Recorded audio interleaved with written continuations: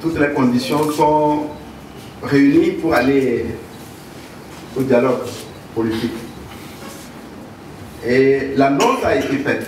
L'information vient de vous être donnée que dans la foulée de cette conférence de presse, les représentants des principaux partis politiques seront conviés à des consultations afin de recueillir leurs avis et leurs suggestions concernant les modalités du dialogue. Vous voyez, dans notre pays, on est souvent dans des paradoxes et des... Je ne sais pas comment qualifier ça. Si le gouvernement annonçait que le dialogue commence demain et indiquait un agenda du dialogue, indiquait les parties prenantes au dialogue, indiquait un calendrier, probablement que certains d'entre vous, et bien entendu certains de nos frères et sœurs des partis politiques, vont se demander, mais le gouvernement a agi de manière unilatérale. Et quand le gouvernement manifeste un esprit d'ouverture et cherche à ce que les solutions que nous sommes en train de forger soient des solutions communes et partagées, et que chacun ait la possibilité de s'exprimer là-dessus, il y a aussi des gens qui disent, mais si tout est fait, pourquoi vous avez encore besoin de les inviter? En tout cas, en ce qui concerne les consultations, les invitations seront adressées sans délai. C'est-à-dire, à partir du moment où nous parlons, en sortant d'ici, le gouvernement a toujours la possibilité de rédiger les invitations et de convier nos frères et sœurs concernés à des consultations.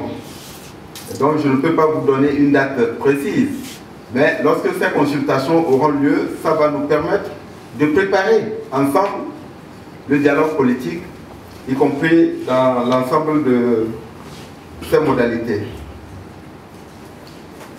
La question est posée de savoir pourquoi nous pensons que les conditions sont réunies. Ça a été posé par deux journalistes. Je ne sais pas si vous vous souvenez du 8, des 8 et 9, 10, 11 septembre. J'ai vu que mon ami Peter Dogbe est dans la salle. Il y a eu beaucoup de débats, beaucoup de polémiques et de controverses sur les médias que vous animez. Et l'opposition estimait que le gouvernement ne prend pas la mesure de l'urgence qu'il y a à engager les discussions sur les réformes constitutionnelles et institutionnelles. Parce que le projet de révision avait été adopté le 5 septembre,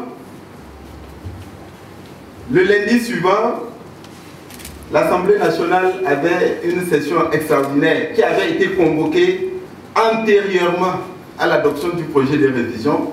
Et donc, lors du jour de cette session extraordinaire, ce n'était pas la révision constitutionnelle. Je ne sais pas si vous vous souvenez quelle était la position de nos frères et sœurs de la coalition de l'opposition à l'époque. C'était des cris d'orfraie. C'était que le gouvernement n'est pas de bonne volonté, le gouvernement n'est pas de bonne foi.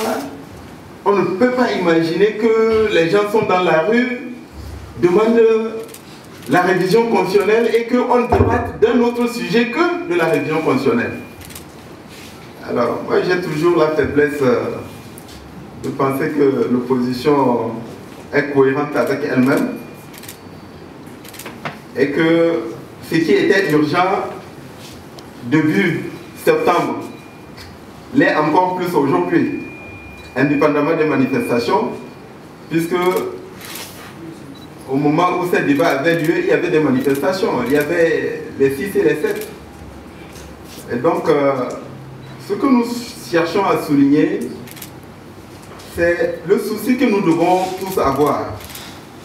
Le gouvernement, les partis politiques, les organisations de la société civile et les autorités traditionnelles et religieuses de contribuer à créer les conditions de confiance et de décrispation du climat socio-politique.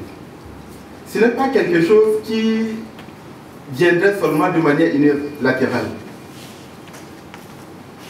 Et si je fais un lien entre cette question de savoir si les conditions sont réunies et l'autre question qui consiste à se demander, mais est-ce que certains n'estiment pas que la libération ou le sort de l'imam de Sokodé est une condition non négociable? J'allais dire ceci. Dans la nuit du 16 novembre à Sokodé, lorsque un groupe de manifestants se sont rendus au domicile d'un ministre et que deux militaires qui étaient armés, qui avaient des munitions, leur conscience professionnelle et les instructions qu'ils ont reçues de ne pas tirer. Ils n'ont pas fait usage de leurs armes. Ils ont été pris à partie, lynchés, égorgés. Un des militaires a réussi, bien que blessé, à escalader le mur et les voisins lui ont donné la protection. Les manifestants se sont rendus dans la maison voisine, l'ont cherché, blessé, l'ont tué et l'ont décapité. Vous savez, il y a des Togolais qui pourraient aussi avoir des raisons d'exprimer des préalables avant de se retrouver autour d'une table avec un certain nombre de nos concitoyens qui n'ont jamais déploré et regretté les violences commises sur nos concitoyens, les destructions, les dégradations, les appels à la haine et à l'intolérance. Mais nous mettons tout cela de côté. Même les imams concernés, même en étant en prison, on pourrait s'imaginer qu'ils expriment des regrets. Ils disent peut-être que leurs propos et leurs prêches ont été mal interprétés. Alors, quand certains disent des conditions non négociables, nous pensons que cela ne contribue pas à la décrispation et à l'apaisement qui est souhaité. Et cet apaisement et cette décrispation, c'est ensemble que nous devons les réaliser. Nous préférons ne pas insister beaucoup sur ce qui pourrait blesser certaines composantes ou couches de la population. Tous les jours qui en marche, si vous prenez l'avenue de la Libération,